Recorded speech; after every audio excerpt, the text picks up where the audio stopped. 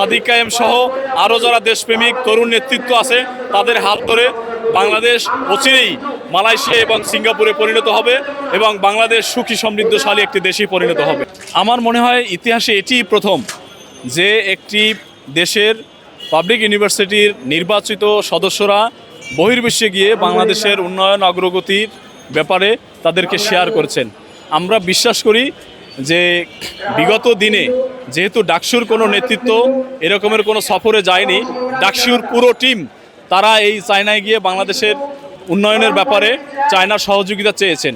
তো সুতরাং সাদিক কায়েমের এবং ডাকসুর এই যে সিদ্ধান্ত, এই সিদ্ধান্তকে আমরা স্বাগত জানাই, আমরা তাদেরকে ধন্যবাদ জানাই।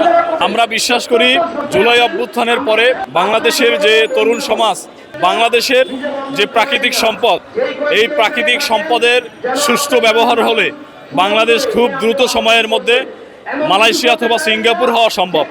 কিন্তু দুর্নীতিপরায়ণ নেতৃত্ব, অসৎ নেতৃত্বের কারণে বাংলাদেশের আজকের এই স্বাধীনতার এত বছর পরেও বাংলাদেশ মাথা উঁচু করে দাঁড়াতে পারছে না।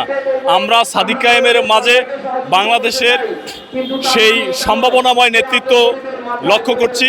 আমরা বিশ্বাস করছি যে শুধু চায়নাই নয়, সমগ্র বিশ্বে বাংলাদেশকে রিপ্রেজেন্ট করবে এই সাদিক কায়েমরা এবং অচিরেই বাংলাদেশ একটি সমৃদ্ধশালী দেশে পরিণত হবে।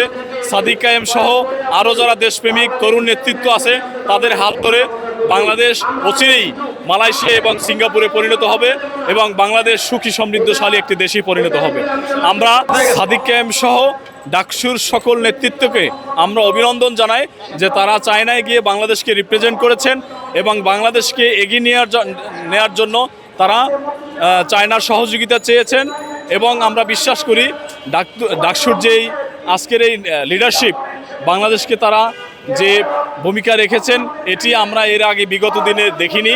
সাদিক কায়েমের নেতৃত্বে ডাকসুর নেতৃবৃন্দ যে ভূমিকা রেখেছেন, নিঃসন্দেহে এটি একটি ভালো দিক। আমরা তাদেরকে বাংলাদেশের সকল জুলাই যোদ্ধাদের পক্ষ থেকে অভিনন্দন জানাই।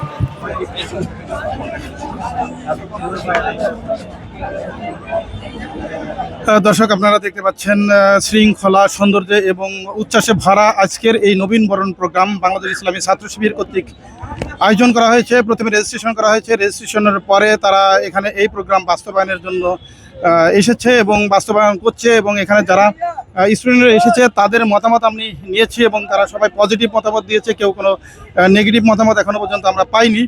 দর্শক, আপনারা দেখতে পাচ্ছেন স্টুডেন্টরা আসছে, কোরআন শরীফ নিচ্ছে এবং বিভিন্ন ধরনের জিনিস তারা নিয়ে এখান থেকে যাচ্ছেন। আর উচ্ছ্বাসে ভরপুর আজকের এই প্রোগ্রাম আপনারা দেখতেই পাচ্ছেন দর্শক।